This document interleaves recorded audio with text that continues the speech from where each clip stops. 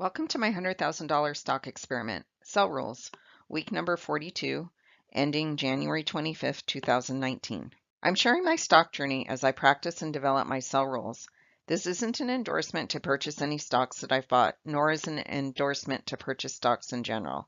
I'm just allowing you to follow me along on my journey. The market direction is in a confirmed uptrend, and that means that it's okay to add stocks to your portfolio. I'm still a little nervous about the market since it's just coming out of a big correction. While I am purchasing stocks, I am keeping a close eye on my floor, and I'm really not letting stocks get to an 8% loss. I never really paid much attention to reading the charts for the Dow Jones Industrial Average and the S&P and the NASDAQ, but I'm finding it very helpful. So I'm going to be sharing those each week. This is for the Dow Jones Industrial Average, and the white line is the 200-day moving average. So you can see this is still below its 200-day moving average, but it's above the 50-day, which is the red line, the 50-day moving average. The dotted blue line and the two red arrows are showing that the Dow Jones Industrial Average closed right around the same point last Friday and this Friday. The NASDAQ composite is also below its white 200-day moving average and above its red 50-day moving average. The dotted blue line is showing you that the NASDAQ also closed last Friday and this Friday right around the same price. S&P 500 is below that 200-day white line and above the 50-day red line, and it also closed last Friday and this Friday right around the same point. I think it would show a sign of strength if all three indexes closed next Friday above that dotted blue line on each chart. This is the VIX, or volatility index, and the lower the number is, the better. Number 1 is showing that in the last 6 months, volatility was as high as 36 back at the end of December, and now it's down to $17.42, down at number 2. Since November, this index has dropped down to 16, but it hasn't been able to drop below that. And back in August and September, it hit the 16 level mark, but did not go over it. So I'm anxiously awaiting for it to go below 16. It did have that one point back at the middle of August that it was above 16 in number 5. In my week 41 video last week, I forgot to show you the charts for the stocks that I sold, so I wanted to go over those charts now. Atlassian Corp team, I did sell on January 18th. It did trigger my floor that I had set and moved up. The dash green, dash red, and dash yellow lines are all sort of together there. So number 1 is showing you the day I sold. It had a huge swing that day, 13% from the high to the low. And number 2 is showing you the volume. It also had a huge volume, 366%. Earnings had come out the day before, and after hours, this stock was up about 9%. When it opened the next morning, it was up 6%, but then that continued to fall. And it scared me, but more importantly, it triggered my floor, so it automatically got me out of it. I did lose about 1%, and I had held this stock for 15 days. Team happens to be up 9% since my sell price. So if I would have not had my floor so close there, I might have been better off, but time will tell.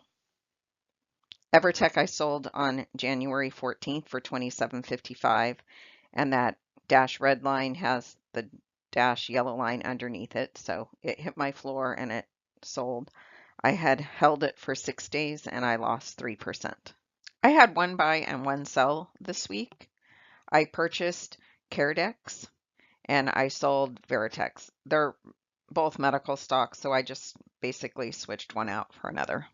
I did sell one stock this week, Veritex Pharmaceuticals. I took a 1% gain on that. I had held it for 12 days and my profit was $136. Last week it had been up 5%, but it did drop this week. I didn't sell the stock because it dropped. I sold the stock because the earnings is coming up on January 29th and I don't have any profit cushion and I wanted to buy another stock.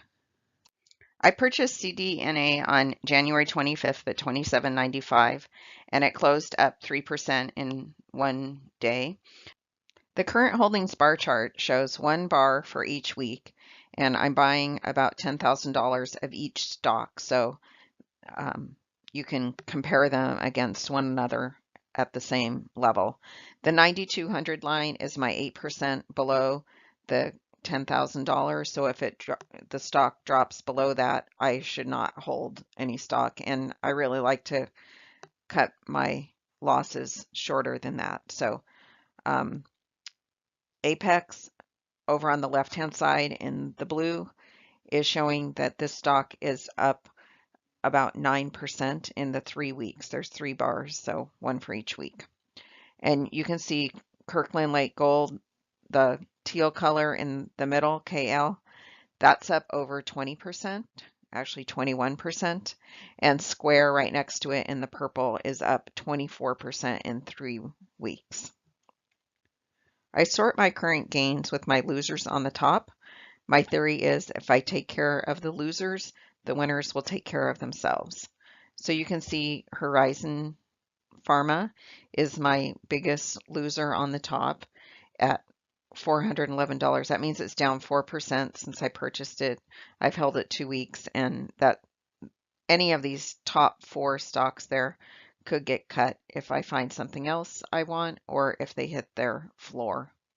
I also look at the percentage gain for a week and I sort that also by the losers. So again, second on the list, Horizon Pharma is down over 2% one week and almost 2% the second week. So those 4 stocks there that have the red are all at risk of being cut. These are my 6 strongest holdings, and I put the up arrow on there. I guess I should have made them green, not red, but I put the arrows to show the acceleration, how quickly the stocks are going up. So my number 1 stock is Square, which has the steepest arrow, and then number 2 is Kirkland Lake Gold. Even though it's taken 7 weeks to get that point, it is my second best performer. The weakest one is VEEV, but it's still up 3% since purchase, which is awesome. So I'm going to review the charts now in order of the strongest to the weakest, but these are all stocks that are performing well that I'm planning on holding. Square, I've had 3 weeks and it's already up 24%, which is amazing.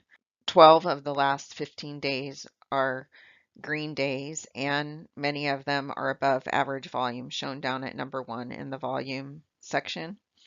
And I am going to go ahead and raise my floor, as I am with many of these stocks, up to the 20-day exponential moving average. I just want to set automatic stops. If the stock drops below that price, it will automatically sell.